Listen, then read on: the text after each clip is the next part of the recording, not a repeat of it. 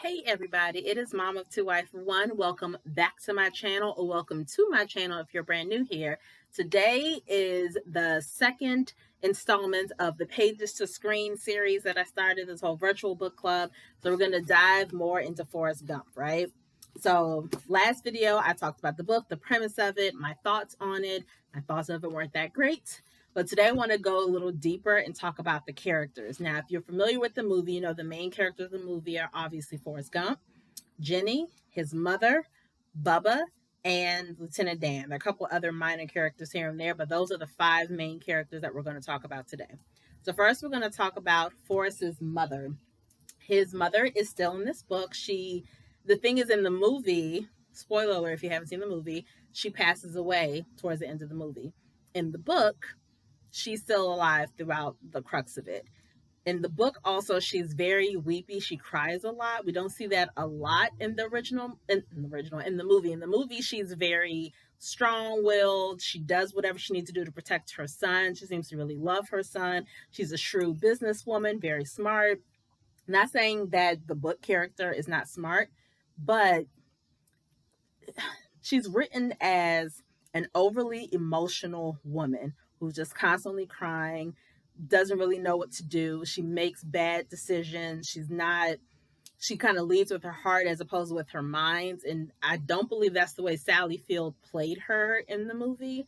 So it's like, it's not a lot of continuity there. The only thing they really have in common is that they both owned and operated a boarding house. They were both single mothers, and they both obviously love their sons. And that's pretty much it. Personality wise, doesn't really match up. Next, I want to talk about Bubba. Now, I explained in the first video that Bubba in the book is white, Bubba in the movie is black.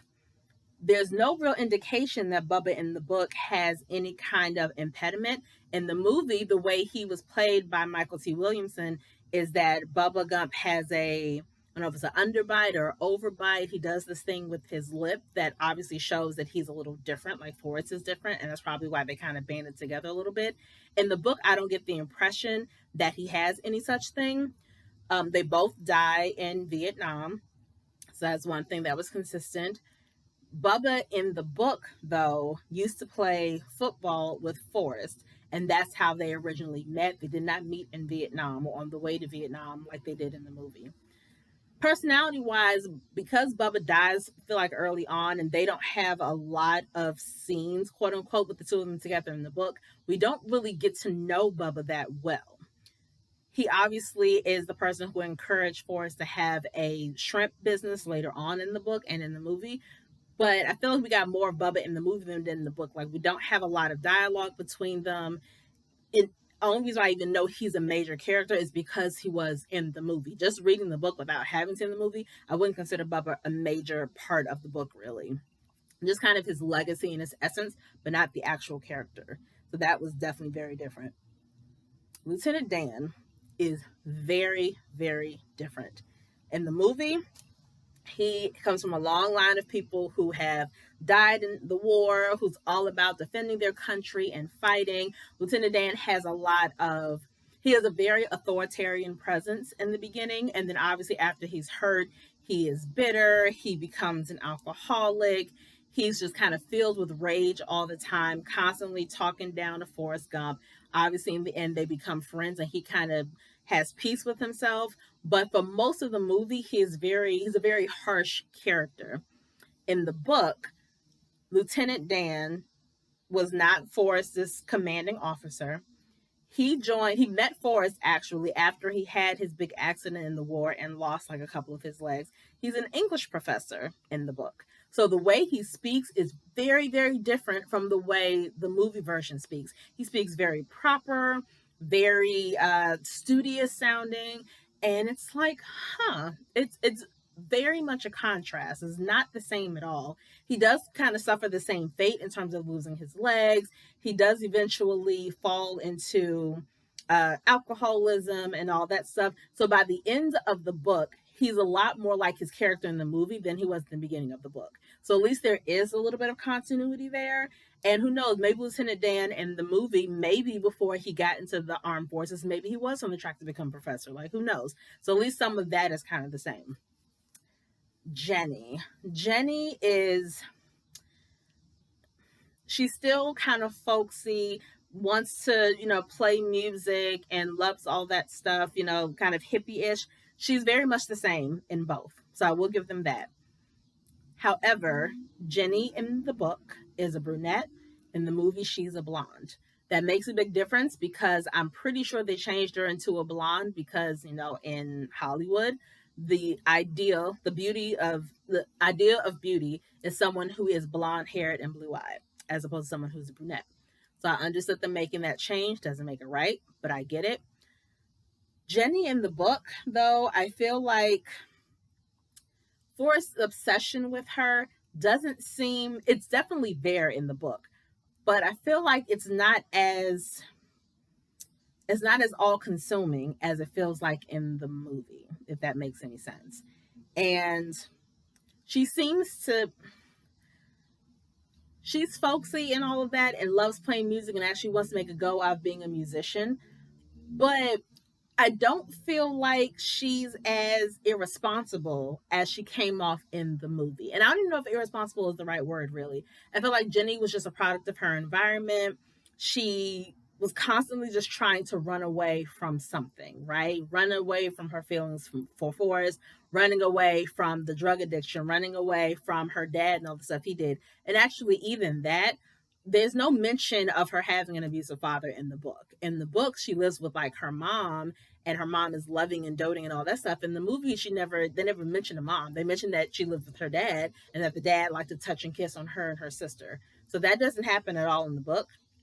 And also in the movie, she seems to be really wild and loose. And again, a product of her environment. Everyone at a certain time during the disco era, they're smoking grass and, they're snorting coke and all that stuff. So she fell victim to all of that in the movie. In the book, she smoked a little bit of weed, but after that, she was very clean. She was all about not even making a name for herself, but I feel like she changed with the times and matured over time. Where in the movie, the maturation didn't really happen until she got back with Forrest. In the book, she kind of matured on her own. She wanted to do things a certain way. She wanted to get married. She wanted to have a family. She did not get hooked on drugs. She didn't have that scene or that moment in the book at all, which is very interesting because in the book, Forrest is the one who becomes addicted to alcohol and addicted to drugs while Jenny is trying to get him out, and Jenny eventually leaves him because he can't get his stuff together. So it's very, very different. And I think it was changed because, again, as viewers of the movie, we wanted to view Forrest in a certain way. We wanted to root for him. We wanted to know that, he's this guy who deserves love. He deserves the love of his mother, the love of his, girlfriend or whatever. He deserves love from everybody. We want Forrest to win. So it would have made sense to make him an alcoholic, to make him mistreat Jenny the way he does sometimes in the book. That wouldn't have appealed to us, and we would not have wanted to root for him as the main character. Forrest as a character. In the movie, again, Forrest just wants Jenny. He wants to love and honor his mother. He wants to honor and love and spend time with his friends. That's pretty much all he wants. He doesn't ask for much. He's not trying to get a lot. He's not about money, fame, any of that stuff. He just happens to be in some of these circumstances. But at the end of the day, he just wants to be with the people that he loves and live his life. He is obviously not of the highest intelligence, but I never ever got the impression that Forrest was a quote unquote stupid person.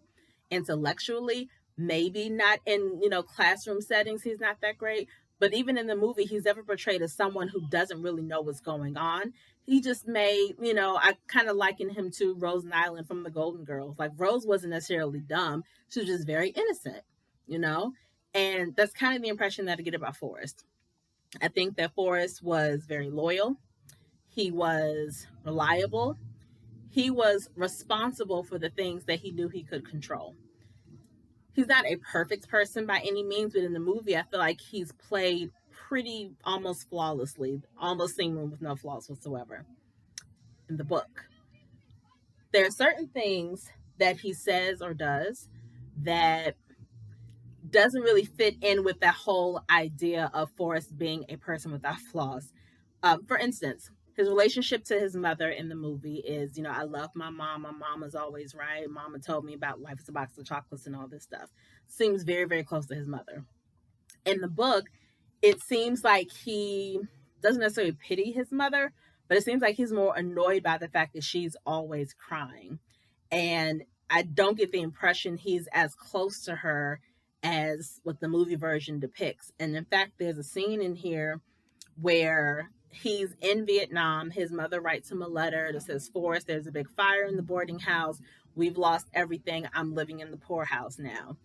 Forrest from the movie, if he heard that, oh, my mother's in the poorhouse, just like in the scene where he jumped off the boat when he heard his mother was sick, Forrest is going to drop everything and figure out how am I going to get back home to Alabama to help my mother? Because my mother is my world. I don't want anything happening to her. I have to figure this out. He would have stopped at nothing. Even if he couldn't have done it, he would have talked to someone and someone would have helped Forrest in some way. In the book, it seems like he read it and was like, oh man, she's probably crying over this too. And he was very unhurried about it. There were several scenes and a couple chapters that went by before it was even brought up again. And again, that gives me as the reader the impression that, oh, this isn't a high priority for him. Not that he doesn't care at all, but it's like, oh, well, nothing I can do about it. She's in the poorhouse. Oh, I wonder what Jenny's doing. And I was like, that seems kind of off. It doesn't really match up with the Forrest Gump that I have seen on screen. So that was kind of weird.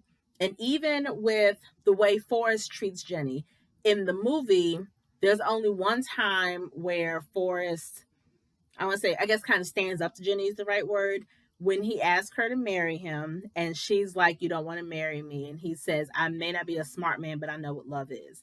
But even saying that, he wasn't yelling, not cursing, not raising his voice. That was his way, I guess, of standing up to her, quote unquote. But other than that, whenever Jenny talked to him, he kind of followed behind her. He loved her. He understood her. I'm with you, Jenny. I got your back. And he was just always right there with her. In the book, there are several times when she's telling him, like, Forrest, I don't like the fact that you're smoking weed so much. Or I don't want you drinking like this. Or Forrest, I don't think it's a good idea to become a wrestler. I don't think it's a good idea to throw all these fights and let them beat you up and call you stupid. I don't like this. And Forrest he directly is belligerent with her, like, this is my life. I can make my own decisions. And again, that doesn't match up with his character. And especially coming from Jenny, it'd be different if it was somebody else that was making fun of him or calling him stupid or something like that. But the fact that this is Jenny and the thing she's telling him is not, I think you're dumb, whatever. She's saying, I love you and I don't want this for you. I want us to live our life doing this thing. We've worked really hard for this. Let's go over here and live this life that we talked about having. And for him to kind of be belligerent with her, I think is so interesting. And it seems so off because, again, the book is building it up to make it seem like he loves this woman and she's the only one who really showed him kindness. So if that's the case, then why would you have him as a character kind of flip on her and talk to her this way? That didn't really make a lot of sense to me, and I still don't quite get it. And then the Forrest in the book, he does a lot of stuff, right? And even in the movie, he does a lot of things, and a lot of decisions were made for him in terms of joining the army. That wasn't something he gave a lot of thought to, I don't think. In terms of being on the football team, that was the only way he could really go to college and graduate because he got the scholarship. And so all these things are happening because he's just kind of saying, okay, well, I don't know what else I'm going to do. So, okay, yeah, I'll do this thing. I'll go to Vietnam and I'll fight. And, oh, ping pong, you want to teach me? Sure, I'll learn how to play ping pong. And so a lot of that stuff happened in the book as well. A lot of the adventures that he has and the careers that he has are because people just kind of put it in his path. And he's like, okay, sure, I'll do that. But again, in the book, it's not a lot of pages. So they fit in a lot more careers, a lot more adventures, and it's a little too much at times where it borders on being unbelievable. Again, Forrest in the movie wants love. He wants to just live his life. Forrest in the book, somehow, even though he's introduced all these adventures by people in both versions, I feel like in the book, it goes a little too far. And I feel like if Forrest is the kind of character I think he is, at some point he would have said no, or at some point he would have walked away before it gets to certain levels. For instance, the shrimp business. In the movie, he makes all this money and Lieutenant Dan sells their shares to Apple and it continues to make money, right? He invests, which is great. In the book, he does the shrimping thing, and then what I do like is they bring all the old characters from the book, people he's met in his past. He makes all this money. He's able to hire all these people to work for him. So now Forrest is going into an office wearing a suit and tie and carrying a briefcase every single day, and basically is a millionaire. Again, that image of Forrest just doesn't really make sense with both of the characters, with the kind of guy that this person is supposed to be. The fact that he is in this position now of being a businessman wearing a suit, the fact that in this position of being a millionaire and wearing a suit every day and carrying a briefcase, now people are looking at him and asking him to run for a political office. It's like, that doesn't really make a lot of sense. And then again, a bunch of spoilers. At the end of the movie, Jenny has a son named Forrest. She and Forrest get married, raise their son until Jenny passes away. We assume from who knows, it could have been AIDS, it could have been cancer. We don't rightly know. But we know that Jenny passes away and he's left to raise Forrest on his own. In the book, Jenny gets pregnant with a little boy named Forrest. But because Forrest is constantly pushing her away by making these decisions that are not necessarily for, is not the best decision for them as a couple, not even the best decision for him by himself, because he allows people to kind of sway him to do certain things. She, because she wants to get married and wants to have a family, she leaves him. And years later, he meets up with her and she is married, happily married, but raising little Forrest. So she lets him know, hey, he is named after you. He is your son. I have no problem with you seeing him. That's fine. But I am married and I am happy. So at the end of the book, they don't end up together. And it's very interesting that they ended it that way. And I feel like obviously for a movie, it's more important for a viewer to have a happy ending as opposed to the reader. The readers, they don't necessarily care that much in book versions about having a happy ending. They just care about tying the story up in some way, whether it's happy or not. So based off of the difference of the characters and just based off of, again, me seeing this movie so many times and now me reading this book in its entirety, I can confidently say that the book is not as good as the movie. And a lot of times that's not the case. But in this particular case of Forrest Gump, written by Winston Groom in 1986, and Forrest Gump, the movie that came out in 1994, I think. Forrest Gump, the movie, starring Tom Hanks and Sally Field and Robin Wright and Michael T. Williamson, is a lot better than Forrest Gump, the book. That is my decision. That is my opinion. Take it or leave it. I just think that the book tried to do too much in a very small space. I think the writing was very, it just dragged on and it was just too much. It was too much happening and the writing is very hard, difficult to follow with the way it was written. And I just didn't think it was the best book.